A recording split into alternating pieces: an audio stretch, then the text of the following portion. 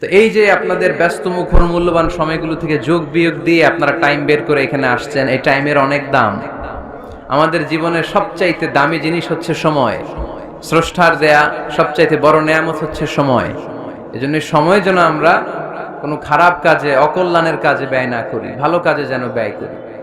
তাই যে কয়েক মিনিট কথা বলবো, লম্বা চূড়া কথা বলবো না, কান দুটো খরগোশের কানের মতো খাড়া করে শুনবার, বুঝবার, উপলব্ধি করার চেষ্টা করতে হবে। আমি প্রায়ই বলি, আমাদের একটা শক্ত সিদ্ধান্তই পারে আমাদেরকে জান্নাতি বানাতে। শক্ত সিদ্ধান্ত। আর আমাদের একটা দুর্বল সিদ্ধান্তই পারে আমাদেরকে হাতাবু জাহান্নাম, জাহান্নামের লাকড়ি বানাতে। So the decision is years.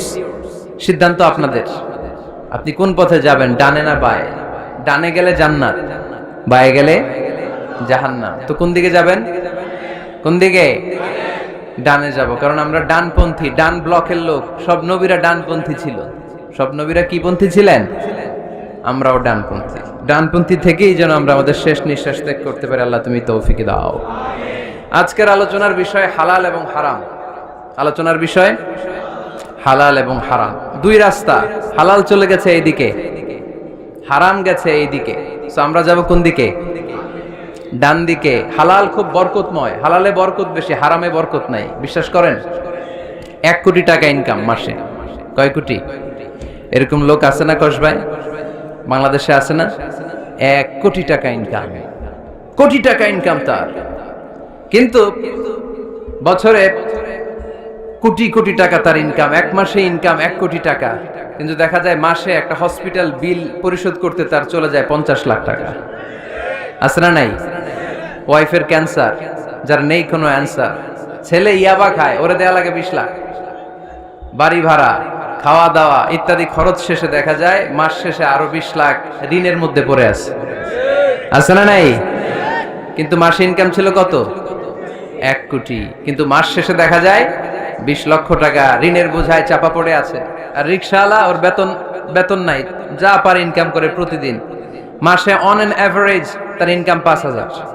কয় হাজার? 1000 চলে যায় ওর যে ছুপড়ির বেড়া, ওই বাড়ির ভাড়া দিতে। 1000 চলে যায় ওর খাওয়া, 1000 চলে যায় চিকিৎসা, 1000 চলে যায় ছেলেমেয়েদের পড়াশোনা, আনুষঙ্গিক আরো 500, মাস শেষে আরো থেকে যায় 500। সুবহানাল্লাহ কইতে পারলেন না? 1 কোটি টাকা ইনকাম করেও 20 লক্ষ টাকা ঋণের বোঝায় চাপা পড়ে আছে। আর 5000 টাকা ইনকাম, মাস শেষে কত থাকে? 500। কারণ ওর পুরো ইনকামটাই হালাল। ওর পুরো ইনকামটা কি? আর হালালে বরকত ঢুকায় দিছে কে? হারামে কোনো বরকত আছে?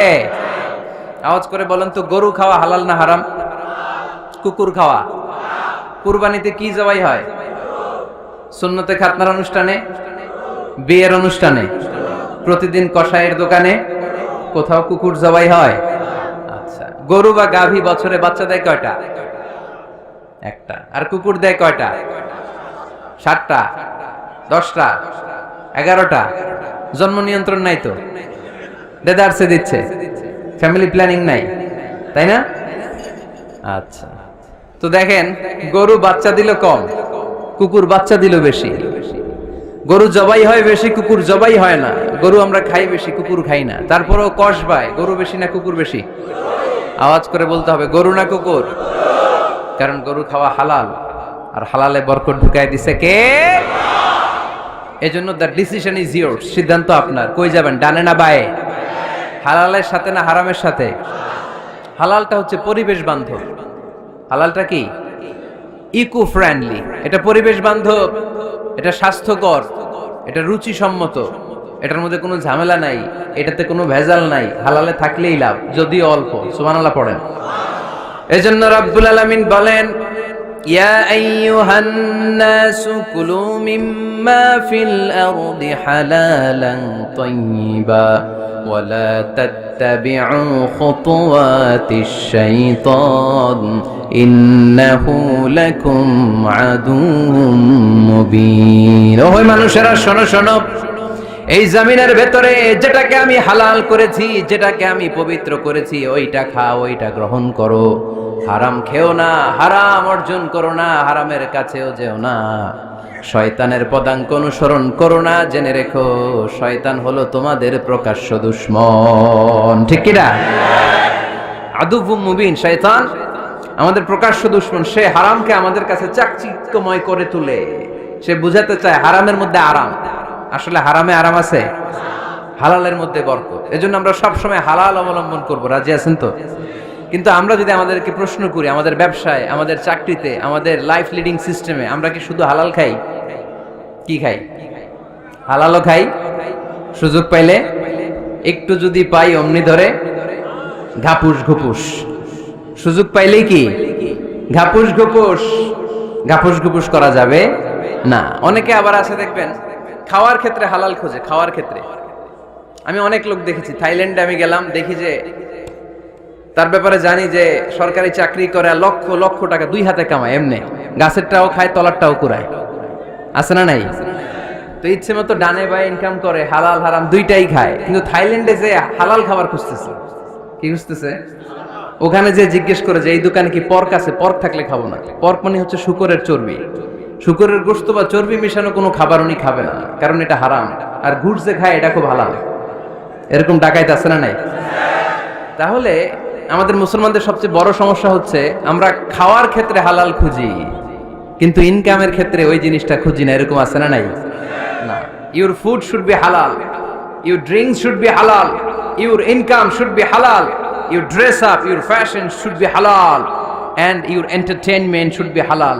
আপনার পোশাক হতে হবে হালাল, আপনার খাদ্য হতে হবে হালাল, আপনার উপার্জন হতে হবে হালাল, আপনি যে বিনোদন করছেন এই বিনোদনটাও হতে হবে হালাল। চিল্লায় বলেন ঠিক কিনা? হালাল বিনোদন লাগবে, হালাল ড্রেস আপ লাগবে। ছেলেরা কি স্বর্ণ পড়তে পারবে? ছেলেরা কি সিল্কের জামা পড়তে পারবে? আমরা সিল্কের জামা পড়ি না, এটা আমাদের জন্য হারাম করেছে কে? ছেলেরা জুয়েলারি পড়তে পারবে? গলায় চেন পড়তে পারবে? হাতে ব্রেসলেট দিতে পারবে? আছে না নাই? এখানেও অনেকের আছে না নাই? দেয়া যাবে? অনেক ছেলে দেখবেন আবার কানের মধ্যে ছিদ্র করে, কসবায়, মাশাআল্লাহ এগুলা নাই। আমি বাঁচায় দেওয়ার জন্য কইলাম নাই, আবার ওরা কয় আছে। আছে আছে না, এগুলো করা যাবে? দাড়িতে চুলে কালো রং দেয়া যাবে? এটা ধোঁকাবাজি। এটা কি? মান গাশশানা ফালাইসা মিন্না। আল্লাহর হাবিব সাল্লাল্লাহু আলাইহি ওয়াসাল্লাম বললেন, the person who deceives us he is not among আস। যে আমাদেরকে ধোঁকা দেয় সে কখনো আমার উম্মত হতে পারে না। মদিনার খেজুরের বাজার ভিজিট করতে গেলেন আল্লাহর হাবিব সাল্লাল্লাহু আলাইহি ওয়াসাল্লাম, অডিট করতে গেলেন। যে খেজুরের স্তূপের ভেতরে আল্লাহর হাবিব সাল্লাল্লাহু আলাইহি ওয়াসাল্লাম হাত ঢুকায় দিলেন, ঢুকায় দিয়ে দেখলেন ভিতরে পানি, উপরে শুকনা খেজুর, ভিতরে ভিজা খেজুর। আল্লাহর হাবিব সাল্লাল্লাহু আলাইহি ওয়াসাল্লাম বললেন, ঘটনা কি? ভিজা কেন? ব্যবসায়ী বলতেছে বৃষ্টি হয়েছিল। কি হয়েছিল? তো বৃষ্টি হইলে তো তার নমুনা সব জায়গায় থাকবে। তখন আল্লাহর হাবিব সাল্লাল্লাহু আলাইহি ওয়াসাল্লাম দাঁড়িয়ে বলেছিলেন, খবরদার, মান গাশশানা ফালাইসা মিন্না। যে আমাদেরকে ধোঁকা দেয় সে আমাদের দলভুক্ত হতে পারে না। এজন্য আমরা যেন কাউরে ধোঁকা না দেই, আমরা যেন হারামের সাথে সম্পর্ক জুড়ে না দেই। আমাদের সম্পর্ক হবে হালালের সাথে। চিল্লায় বলতে হবে কিসের সাথে? আজকের মাহফিলটা তখনই সার্থক হবে যখন এই কথাগুলো শুনে আমরা এই সিদ্ধান্তে উপনীত হতে পারবো যে আমার ফুড, আমার ড্রিঙ্কস, আমার ইনকাম, আমার ড্রেস আপ, আমার এন্টারটেইনমেন্ট, আমার সবকিছু হালাল দিয়ে আমি সাজাবো। আমার জীবনটাকে আমি হালাল দিয়ে সাজাবো। রাজি আছি না নাই? সব হালাল হইতে হবে। নারীদের ফ্যাশন, অনেক নারীরা ফ্যাশন সচেতন। খবরদার, নারীরা টাইট ফিটিং পোশাক পরতে পারবে না। পারবে? পাতলা পোশাক পরতে পারবে না। তারা নিজেদেরকে আবৃত করে রাখতে হবে। টাইট ফিটিং পোশাক পরতে পারবে না, অন্য ধর্মের পোশাক পরতে পারবে না, পর চুলা লাগাতে পারবে না। এই ফোর কর্নার্স, এই বর্ডার গুলো মেনে নারী যে কোনো ধরনের ফ্যাশন নিতে পারে। এই ফ্যাশনগুলোকে বৈধ করেছে কে?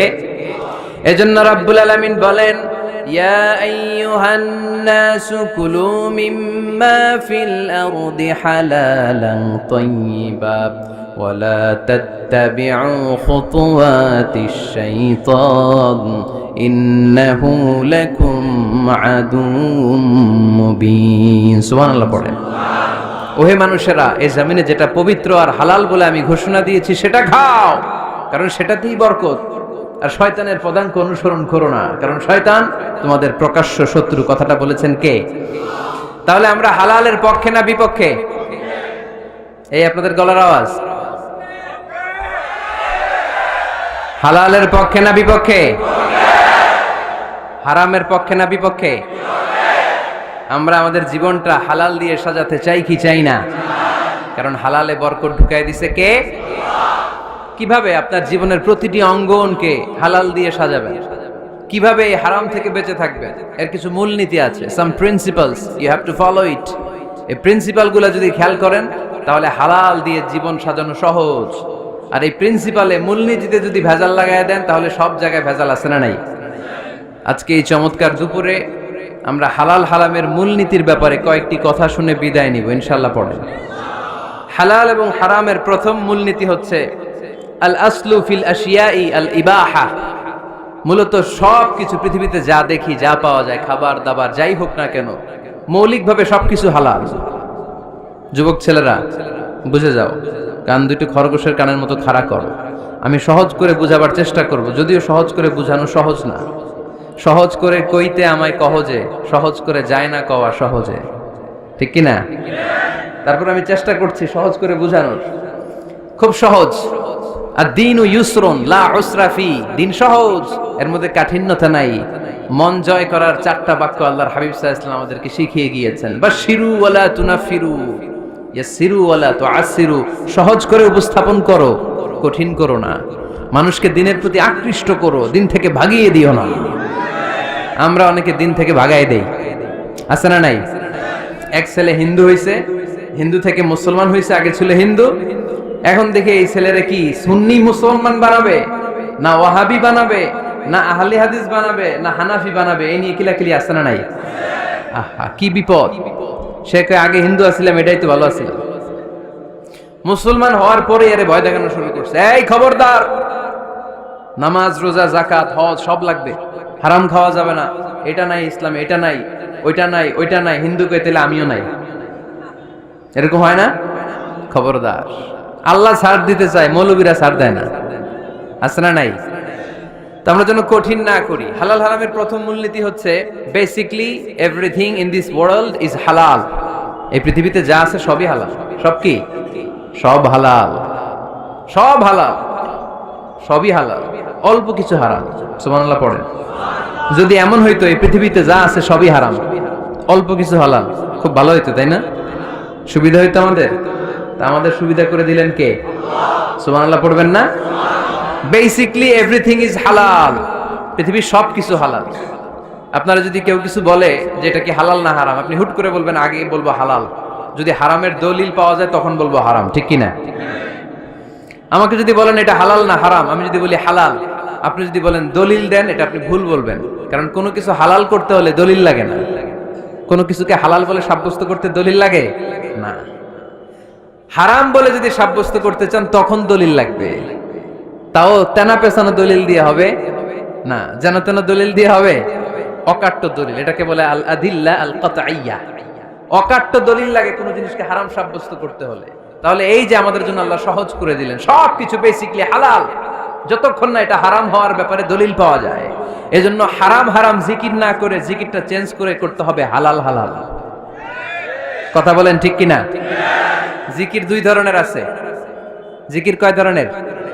একটা জিকির হচ্ছে হারাম হারাম হারাম, এক দলের কাছে সবই হারাম। একটা সময় এদেশের কিছু আলেম সমাজ ইংরেজিকে হারাম বলতো, ইংরেজি শিক্ষা করাকে কি বলতো?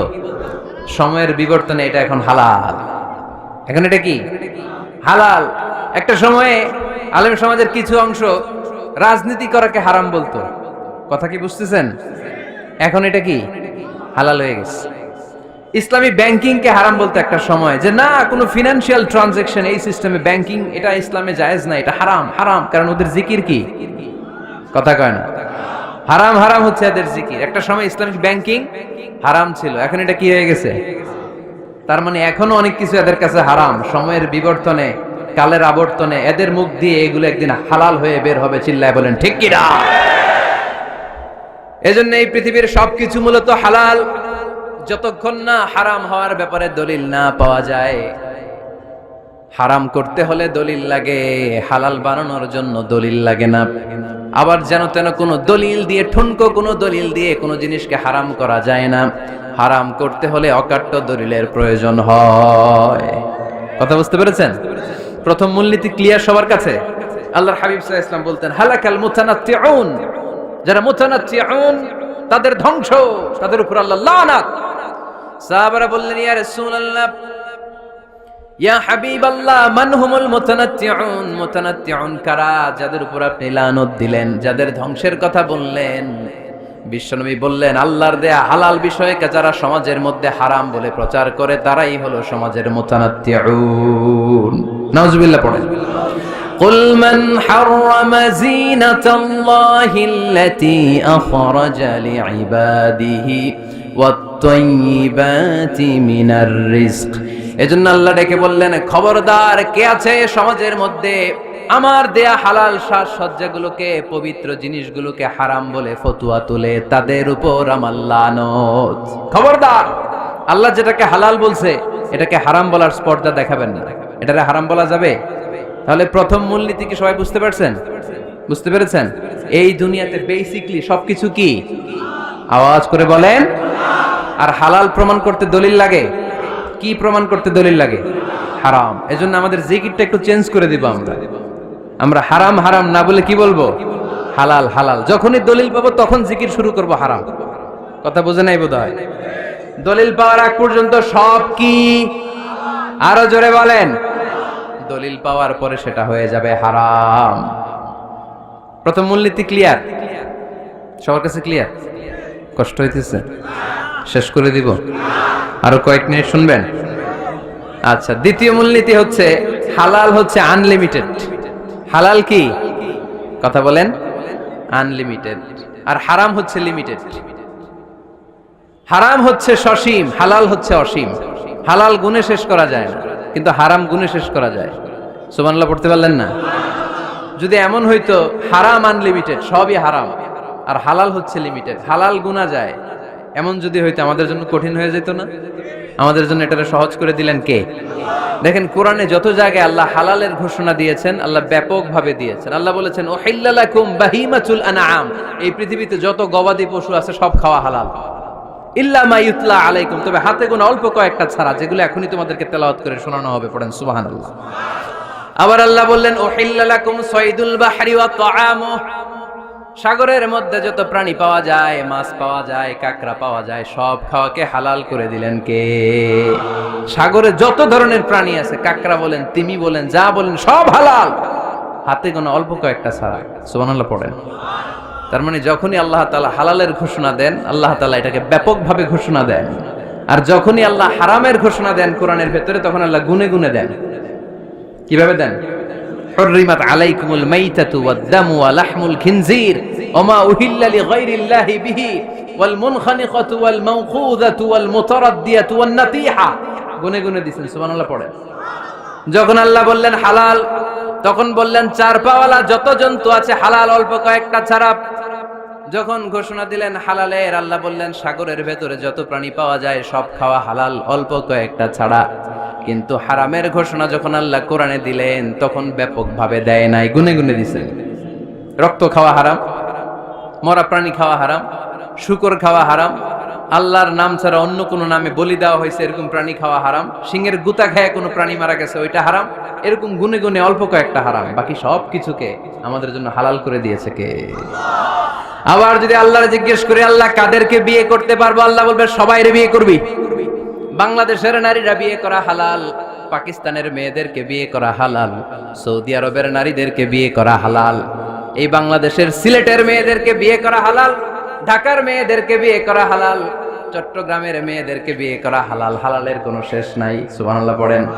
কিন্তু যখন জিজ্ঞেস করলাম তাহলে কাকে কাকে বিয়ে করা হারাম, তখনই আল্লাহ গুনে গুনে 14 জনের নাম বলে দিলেন। পড়েন সুবহানাল্লাহ।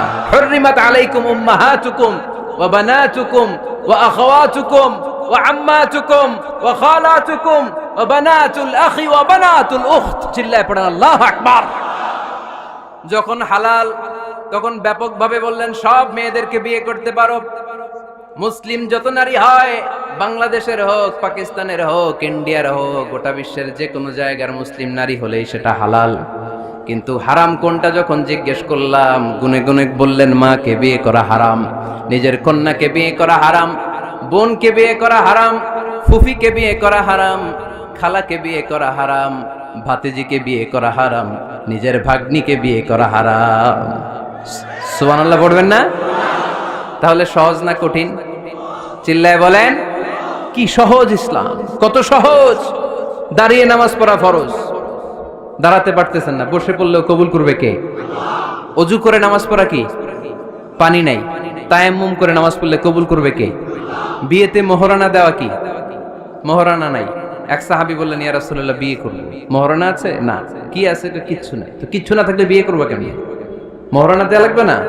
কোরআন পারো? পারি। কয়টা সূরা? এতটা সূরা। এক নারীকে জিজ্ঞেস করলেন, কোরআন পারো? বলে না, পারি না। আল্লাহর হাবিব সাল্লাল্লাহু আলাইহি ওয়াসাল্লাম দুইজনকে বিয়ে পড়াই দিলেন। আর নারীকে বললেন, মা তুমি কোরআন পারো না, কিন্তু তোমার স্বামী কোরআন পারে। তোমার স্বামী টাকা দিয়ে পয়সা দিয়ে তোমাকে মোহরানা দিবে, সামর্থ্য তার নাই। সে প্রতিদিন তোমার একটু একটু করে কোরআন শিখায় দিবে, এটাই মা তোর বিয়ের মোহর। সহজ না কঠিন? আর কোনদিন ইসলামকে কঠিন বলবেন? কেউ কঠিন বললে ওটা শুনবেন? আওয়াজ করে বলতে হবে, ইসলাম কি কঠিন না সহজ? মাশাআল্লাহ। দুইটা মূলনীতি বুঝে গেছেন না? পৃথিবীর সব হালাল যতক্ষণ না দলিল পাওয়া যায়। হালাল বলতে দলিল লাগে না, হারাম বলতে দলিল লাগে। 2 নাম্বার, হালাল আনলিমিটেড আর হারাম লিমিটেড, সহজ করে দিয়েছে, সুবহানাল্লাহ পড়েন। 3 নাম্বার, হালাল হারামের মূলনীতি হচ্ছে ইসলাম শুধু হারাম বলে দিয়ে বসে থাকে নাই। কোন বিষয়ে যদি ইসলাম হারাম ঘোষণা দেয়, ইসলাম একটা অল্টারনেটিভ আমাদেরকে সাজেস্ট করেছে। সুবহানাল্লাহ কোন? আমি বলে দিলাম এটা করা যাবে না, এটা করা যাবে না, এটা করা যাবে না, আমার কাজ শেষ, কি করা যাবে হুজুর এটা কোন? এরকম প্রশ্ন আছে না নাই?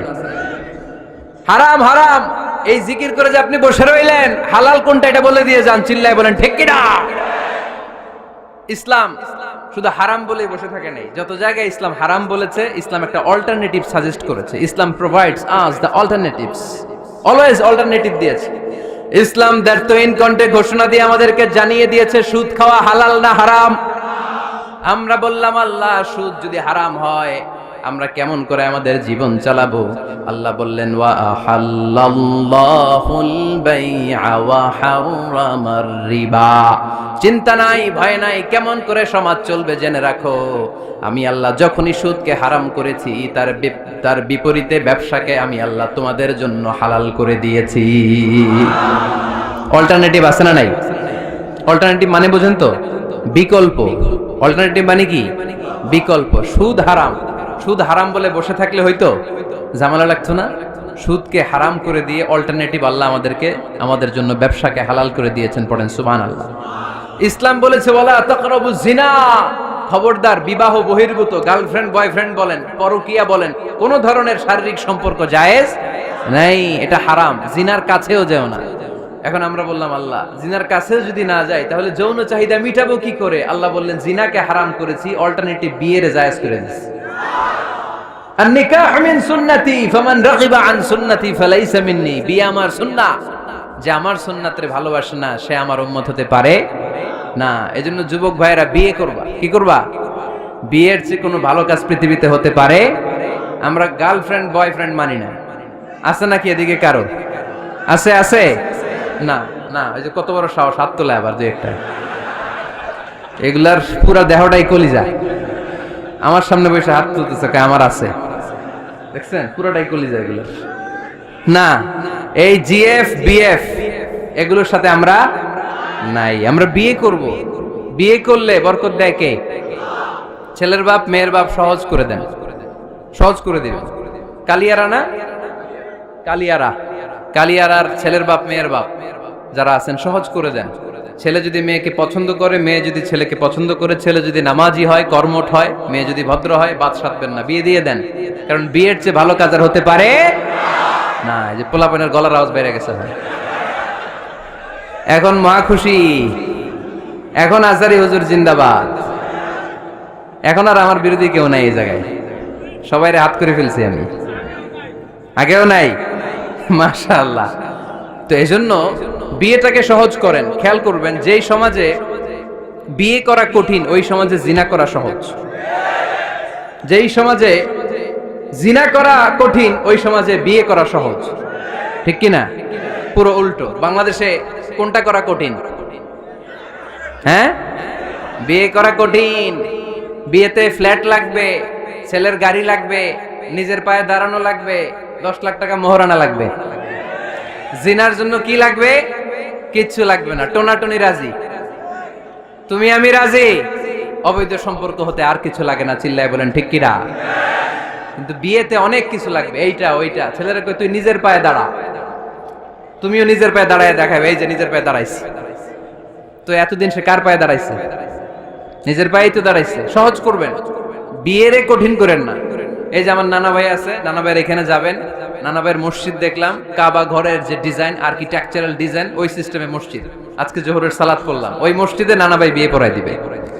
সবাই চলে যাবে নানা ভাইয়ের কাছে। রাজি আছো সবাই? ওই যে খুশি, সব খুশি। দেখছেন বিয়েটা যে ভালো জিনিস তার প্রমাণ। বিয়ের কথা কইলেই পোলাপান খালি হাসে। এটা জান্নাতি সম্পর্ক, তো এই কারণেই সাইয়েদনা আদম আলাইহিস সালাম আর হাওয়া আলাইহাস সালাম দুইজনকে বিয়ে পড়াই দিছিল কে? এই দুইজন এমন দুইজন মানব আর মানবী, ওনাদের কোনো শৈশব ছিল না, ওনাদের কোনো কৈশোর ছিল না, যৌবন দিয়েই শুরু। এজন্য আগে আল্লাহ বিয়ে পড়াই দিছে। কথা কয় না? ওই মেয়ে আপনার শৈশব আছে না নাই? কৈশোর, আদম আলাইহিস সালামের শৈশব কৈশোর, হাওয়া আলাইহিস সালামের শৈশব কৈশোর। জীবন শুরু করছে কি দিয়া? যৌবন দিয়ে। বিয়ের দরকার আছে না নাই? এজন্য আল্লাহ জান্নাতেই বিয়ে পড়ায় দিলেন। বিয়ের সম্পর্কটা জান্নাতি সম্পর্ক, বিয়ের ভালোবাসাটা জান্নাতি ভালোবাসা। এর চাইতে পবিত্র ভালোবাসা দুনিয়ায় হতে পারে? তাহলে ইসলাম কোন জিনিসকে হারাম ঘোষণা দিয়ে মুখে কুলু পেটে বসে থাকে নাই, অল্টারনেটিভ সাজেস্ট করেছে। সুদ খাওয়া হারাম, অল্টারনেটিভ ইসলাম আমাদেরকে বলে দিল ব্যবসা হালাল। জিনা করা হারাম, পরকিয়া হারাম, গার্লফ্রেন্ড বয়ফ্রেন্ডের এই কালচার হারাম, তার বিপরীতে বিয়ে করা হালাল। সুবহানাল্লাহ পড়েন। এরপর ইসলাম বলে মদ খাওয়া হারাম। ইন্নামাল খামরু ওয়াল মাইসির ওয়াল আনসাব ওয়াল আজলামু রিজসুম মিন আমালিশ শাইতানি ফাজতানিবু। খবরদার, মদ, জুয়া, লটারি এগুলো হারাম করে দিয়েছে কে? আল্লাহ বললেন মদ খেও না, মদ তোমাদের জন্য হারাম ঘোষণা করা হলো। আমরা বললাম আল্লাহ, শীত প্রধান দেশে মদ খেলে শরীরটা গরম থাকে, মদ না খেলে তো বেঁচে থাকার উপায় না। স্ক্যান্ডিনেভিয়ান কান্ট্রিগুলোতে, সাইবেরিয়াতে মদ না খেলে ওদের বাঁচার উপায় নাই। এখন অল্টারনেটিভের দরকার আছে না নাই? আল্লাহ বললেন মদকে হারাম করেছি, কিন্তু মধু খাওয়াকে হালাল করে দিয়েছি। মধু খান আপনারা? আজকে খাইছেন কে কে দেখি? আজকে অনেকে খাইছেন? মাশাআল্লাহ, হাত নামান। মধু 5-6 চামচ খেয়ে দেখেন একসাথে। মদের বাবা এটা, চিল্লায় বলেন ঠিক কিনা? শরীর গরম হবে, অনেক অনেক শক্তি হবে। মধুর মধ্যে আছে ফ্রুকটোজ। কি আছে? ফলের মধ্যে আছে সুক্রোজ, আর চিনিতে আছে গ্লুকোজ। ফ্রুকটোজ আর সুক্রোজ এটা স্বাস্থ্যসম্মত, এটা ভেরি হেলদি ডায়েট। এটা খাবেন, তাহলে সুস্থ রাখবে কে? তাহলে সুক্রোজ খাবো, ফ্রুকটোজ খাবো, আর গ্লুকোজ কমায় দিব। রাজি আছেন তো? এরপর ইসলাম আমাদেরকে বলল ঢোল বাদ্য বাজানো এটা হারাম, অশ্লীল গান বাজনা হারাম, নাচানাচি হারাম। আমরা বললাম আল্লাহ, বিনোদনের একটা মাধ্যম তো আমাদের লাগবে। ইসলাম বলল ইসলামী নাশিদ যদি তুমি গাও সেটা হালাল। ঢোল হারাম, কিন্তু তার বিপরীতে দফকে হালাল করেছে কে? ঢোলের দুই দিকে আটকানো, এটা বাজালে নেফাকি তৈরি হয়, ধামধাম আওয়াজ তৈরি হয়, এমন বিট তৈরি হয়, ডান্স দিতে মনে চায়। আছে না নাই? প্রায় মাঝে মাঝে দেখি ওই গায়ে হলুদের অনুষ্ঠানে ইত্যাদি ইত্যাদি অমুক অনুষ্ঠানে বাসার ছাদের উপরে এমন বিটে হেভি মিউজিক্যাল ইনস্ট্রুমেন্ট দিয়ে এমন গান ছাড়ে, পুরো এলাকাটা কাঁপে ওনাদের সাথে। দুম্মা চলে, দুম্মা চলে, খালি কি চলে? দুম্মা চলে। খেয়াল করছেন?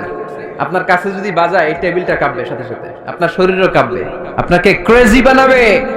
ইসলাম বলেছে না, যেটা তোমাকে ক্রেজি বানায়, যেটা তোমাকে অস্থির বানায়, যেটা তোমাকে অশ্লীল বানায়, ওটাকে হারাম করেছে কে?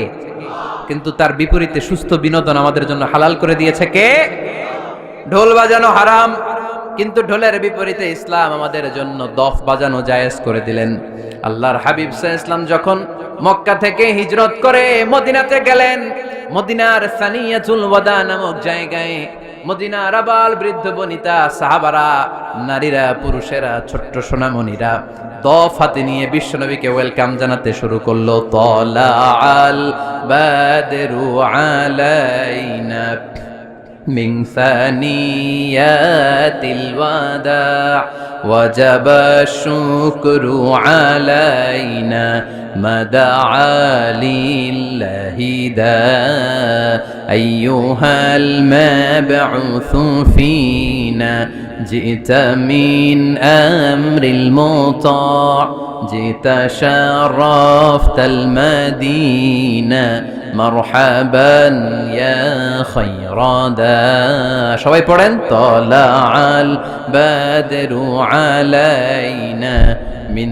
ثنيات الوداع وجب الشكر علينا ما دعا لله دا সুবহানাল্লাহ পড়েন। এই যে আমরা নাশিদটা গাইলাম, এটা হালাল না হারাম? সাথে যদি দফও থাকতো, আমরা যদি দফও বাজাইতাম, এটা হালাল না হারাম? এটা হালাল। দেখেন কি সুন্দর চেক এন্ড ব্যালেন্স, ইসলাম চেক এন্ড ব্যালেন্স করেছে। কতটা ভারসাম্যপূর্ণ জীবন ব্যবস্থা আমরা পেয়েছি, কত চমৎকার আমাদের শরিয়া। এটারে আমরা কঠিন বানাই। ঢোল বাজানো হারাম, কিন্তু তার বিপরীতে দফ বাজানোকে হালাল করে দিয়েছে কে? আবার আল্লাহর হাবিব সাল্লাল্লাহু আলাইহি ওয়াসাল্লাম বলতেন আ'লিনু আন নিকাহ বিদ-দুফুফ, এলাকায় যখন তোমাদের কারো বিয়ে হয় দফ দিয়ে ব্যান্ড পার্টি করে জানিয়ে দাও। ঢোলের ব্যান্ড পার্টি না, গিটারের না, হারমোনিয়ামের না, বংশী বাজায় কে রে সখী, বংশী বাজায় কে? ওই বংশী দিয়া না, ওই বংশী হারাম, বাঁশি বাজানো হারাম, কিন্তু দফ বাজানোকে হালাল করে দিয়েছে কে?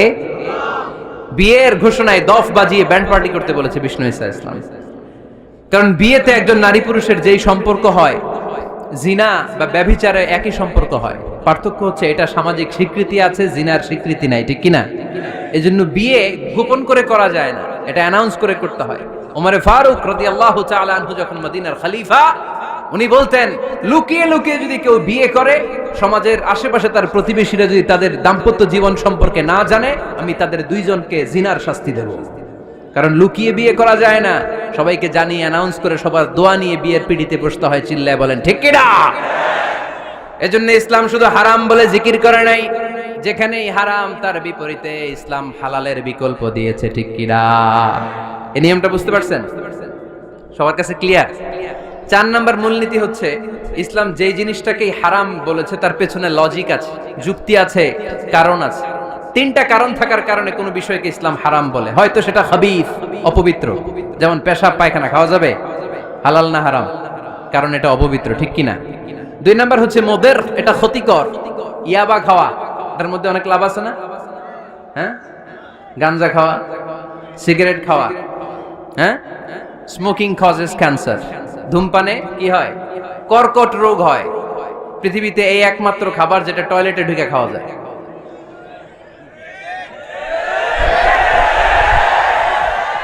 সিগারেট ছাড়া, এটা ছাড়া, এটা কোন খাবার টয়লেটে বসে খাওয়া যায়?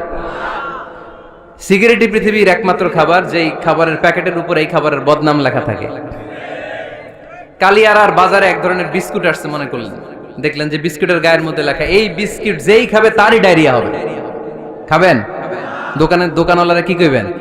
তোরটা তুই খা, তোর ডায়রিয়া হোক, তোর 14 গোষ্ঠীর হোক, আমরা খাবো না টাকা দিয়ে, ঠিক কিনা? কিন্তু কি আজীব তামাশা, এই সিগারেটের উপরে লেখা এটার বদনাম, যে এটা খেলে কি হয়? ক্যান্সার। এরপরও আমরা খাই। তারপর এটা হয় টোবাকো প্ল্যান্টস থেকে, তামাক পাতা থেকে। কালিয়ারায় তামাকের চাষ হয় নাকি? তামাক পাতা কেউ দেখছেন? এটার আবার বেড়া টেরা লাগে না, কারণ ছাগলেও মুখ দেয় না। কথা কি বুঝতেছেন? তো যেটা ছাগলেও মুখ লাগাইলো না, আশরাফুল মাখলুকাত হয়ে, আল্লাহর শ্রেষ্ঠ জীব হয়ে আপনি এটা মুখে লাগাইতে পারেন? গোটা বিশ্বে এই ধূমপানের কারণে লক্ষ লক্ষ মানুষ অকাল মৃত্যুতে ঝরে পড়ছে। এটা হালাল না হারাম? কারণ এটা মোদের, এটা ক্ষতিকর। ইসলাম আমাদেরকে মূলনীতি শিখিয়েছে, লা দারারা ওয়ালা দিরার। নিজেরও ক্ষতি করতে পারবা না, অন্যেরও ক্ষতি করতে পারবা না। আইনটা কার? তাহলে কোন জিনিস হারাম হওয়ার পেছনে 1 নাম্বার লজিক, সেটা হয়তো অপবিত্র, কিংবা সেটা ক্ষতিকর, অথবা ওইটার মধ্যে অশ্লীলতা আছে। আওয়াজ করে যুবকরা উত্তর দাও, মোবাইলের ভেতরে পর্নোগ্রাফি দেখা হালাল না হারাম? ব্লু ফিল্ম দেখা হালাল না হারাম? নেকেড ভিডিও দেখা হালাল না হারাম? কারণ এটা অশ্লীল, ঠিক কিনা? তাহলে যেটা হারাম, 3টা কারণে কোন জিনিসকে ইসলাম হালাল বলে, হারাম বলে অ্যানাউন্স করেছে। হয় এটা অপবিত্র, নয় এটা ক্ষতিকর, নয় এটা অশ্লীল। কয়টা? হয় অপবিত্র, অথবা ক্ষতিকর, অথবা অশ্লীল। পৃথিবীতে যত জিনিসকে ইসলাম হারাম বলে ঘোষণা করেছে তার প্রত্যেকটার মধ্যে তিনটার কোনো না কোনো একটা আছে না নাই? এই তিনটা জিনিস, তিনটার একটা না পাওয়া গেলে কোনো জিনিসকে হারাম বলে ঘোষণা দেওয়া যাবে। এরপর ইসলাম আমাদেরকে শিখিয়েছে 5 নাম্বার মূলনীতি, মুকদ্দামাতুল হারামে হারাম। হারামের সূচনাটাও হারাম। কোন বেগানা নারীর দিকে তাকিয়ে থাকা হারাম হওয়ার কথা ছিল না, কিন্তু যেহেতু এই তাকানোটা এক সময় জিনার দিকে নিতে পারে, তাই এই তাকানোটা কেউ হারাম করেছে কে? আন-নাযার, এই দৃষ্টিটা বড় ভয়ঙ্কর। আল্লাহর হাবিব সাল্লাল্লাহু আলাইহি ওয়াসাল্লাম বলেছেন, আন-নাযার সাহামুন মাসমুমুন মিন সিহামি ইবলিস। এই দৃষ্টি, লাগামহীন দৃষ্টি, শয়তানের বিষ মাখানো তীরবানের মধ্যে থেকে একটা ভয়ঙ্কর তীর। এই তীর দিয়ে শয়তান যুবকদেরকে কাবু করে ফেলে। ডাইরেক্টলি শারীরিক সম্পর্কের দিকে কেউ যায় না, প্রথমে বদনজর। প্রথমে কি কথা কয় না, গলার সাউন্ড এখন কমে আসছে, এখন বিপরীতে ঘা পড়তেছে, তো এখন আর সাউন্ড নাই। প্রথমে শুরু হয় কি দিয়ে? বদনজর, লাগামহীন নজর। তারপরে মুচকি হাসির বিতরণ, চোখে চোখে কথা হয়, আচ্ছা না নাই? হাসি বিতরণ হয়, মোবাইল নাম্বার আদান প্রদান হয়, ফেসবুকের আইডি শেয়ার হয়, তারপরে রাত জেগে কম্বলের নিচে চ্যাটিং ফ্যাটিং আছে না নাই? তারপরে চলে আসে 14ই ফেব্রুয়ারি, বিশ্ব বেহায়া দিবস, ঠিক কিনা? দেখছেন ধাপগুলো, দেখছেন স্টেপ বাই স্টেপ হারামের দিকে যায়। এরপর অবৈধ দৈহিক সম্পর্কের দিকে যায়। আল্লাহ এই গজব থেকে তুমি আমার ছেলেদেরকে বাঁচাও, আমার দেশের মেয়েদেরকে বাঁচাও, চিল্লায় পড়ে না আমিন। তাহলে শুরু হয়েছিল কি দিয়ে? কি নজর? কি নজর? বদনজর। এটা দিয়ে শুরু, জিনা দিয়ে শেষ।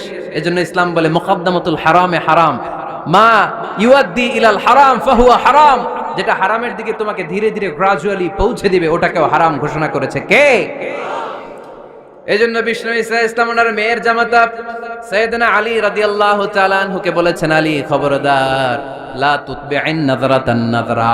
এক নজর যদি ভুল করে কোনো নারীর চেহারার দিকে তোমার পড়ে যায়, খবরদার দ্বিতীয় নজর দিও না। ফা ইন্না লাকাল উলা ওয়া লাইসাত লাকাল আখিরা। কারণ প্রথম নজর ভুল করে পড়ে গেলে ক্ষমা করবে কে? কিন্তু তার সৌন্দর্য উপভোগের জন্য বারবার তার দেহের দিকে তাকালে, বারবার তার চেহারার দিকে তাকালে আমল নামাটা গুনাহ দিয়ে ভর্তি করে দিবে কে? আল্লাহ চেক এন্ড ব্যালেন্স করেছেন। পুরুষদেরকেও বলেছে চোখ নামাও, কুল্লিল মুমিনিনা ইয়াগুদ্দু মিন আবসারিহিম, lower your gaze, lower your eyesight. নারীকেও একই কথা বললেন, কুল্লিল মুমিনাতি ইয়াগুদ্দুনা মিন আবসারিহিন্না। ও নারীরা, তোমরাও চোখ নামাও, নজরকে ঠিক করো। এই বদনজর সব সর্বনাশের মূল। জোরে বলেন ঠিক কিনা? এখান থেকেই ধীরে ধীরে অবৈধ দৈহিক সম্পর্কের দিকে যায়। এজন্য এই বদনজরটারও হারাম ঘোষণা করেছে কে? এই মূলনীতি বুঝতে পেরেছেন? 7 নাম্বার মূলনীতি হচ্ছে আল হিলাতু বিল হারামি হারাম। হারাম খাওয়ার জন্য কৌশল করাও হারাম। কথা বুঝেন নাই কালিয়ারার ভাইয়েরা? কথা বুঝেন নাই না? আল হিলাতু বিল হারামি হারাম। হারাম খাওয়ার জন্য কৌশল করাটাও কি হারাম? আওয়াজ করে উত্তর দেন, ঘুষ খাওয়া কি? সবাই বলেন হারাম। এখন ঘুষরে যদি কৌশল করে খান, ওটা হালাল হয়ে যাবে না? ঘুষের নাম দিছে এখন হাদিয়া। ঘুষের নাম কি? আবার ঘুষের নাম দিছে বকশিস, ঘুষের নাম দিছে স্পিড মানি। ঘুষের নাম কি? তার নাম চেঞ্জ করলে হালাল হয়ে যাবে? আমি ফেসবুকে এক জায়গায় দেখলাম লেখা হালাল অ্যালকোহল, মানে হালাল মদ। কি লেখা? হালাল অ্যালকোহল, হালাল মদ। মদ কি হালাল হইতে পারে? লেভেল লাগালে হালাল হয়ে যাবে? সহিহ বুখারীর বর্ণনা, আল্লাহ রাসূল সাল্লাল্লাহু আলাইহি ওয়াসাল্লাম এক সাহাবীকে এক এলাকায় যাকাতের সম্পদ উত্তোলন করে নিয়ে আসার জন্য পাঠালেন। উনি গেলেন, যে যাকাতের সম্পদ নিয়ে আসলেন, এসে বললেন, হাযা লাকুম ওয়া হাযা উহদিয়া লি। সহিহ বুখারীর বর্ণনা, আল্লাহ রাসূল সাল্লাল্লাহু আলাইহি ওয়াসাল্লামের কাছে এসে বললেন, এই যে ছাগল গরু দেখতে পাচ্ছ, এগুলো আমি যাকাতের সুপারভাইজার হিসেবে ওই এলাকা থেকে উত্তোলন করে এনেছি, এগুলো বাইতুল মালের, আর এগুলো আমার। এগুলো আল্লাহ রাসূল সাল্লাল্লাহু আলাইহি ওয়াসাল্লাম রেগে গেলেন। আল্লাহর হাবিব সাল্লাল্লাহু আলাইহি ওয়াসাল্লাম বললেন, এগুলো তোমার, এগুলো পাইলা কেমনে? সে বলল, এগুলো আমারে হাদিয়া দিছে। বিশ্বনবী বললেন, তুমি যদি ওই এলাকায় না যেতা, তোমার ঘরে বসে থাকতা, তোমারে হাদিয়া দিত নাকি? কয় না। বিশ্বনবী বললেন, এইটার নামই ঘুষ। এইটার নাম কি? কারণ ওরা তোমাকে হাদিয়া দিছে এই কারণে, তুমি যখন যাকাতের হিসাব করবা, তুমি যেন নাদুস নুদুস ছাগলগুলো নিয়ে না আসো। তুমি যেন বড় সাইজের ওটগুলো নিয়ে না আসো, তুমি যাতে যাকাতের হিসাব করতে যে একটু ছাড় দাও, ওদেরকে একটু সুযোগ দাও, ওদেরকে আলাদা অ্যাডভান্টেজ দাও, এক্সট্রা প্রিভিলেজ দাও, এজন্য আগেই তোমারে হাদিয়ার নামে ঘুষ দিয়ে বশ করে রেখেছে। চিল্লায় বলেন ঠিক কিনা? হাদিয়ারে ঘুষকে হাদিয়ার লেভেল লাগালে, ঘুষকে বকশিসের লেভেল লাগালে এই ঘুষ কখনো জায়েজ হতে পারে না। এজন্য হারাম খাওয়ার জন্য কৌশল করাও কি হারাম।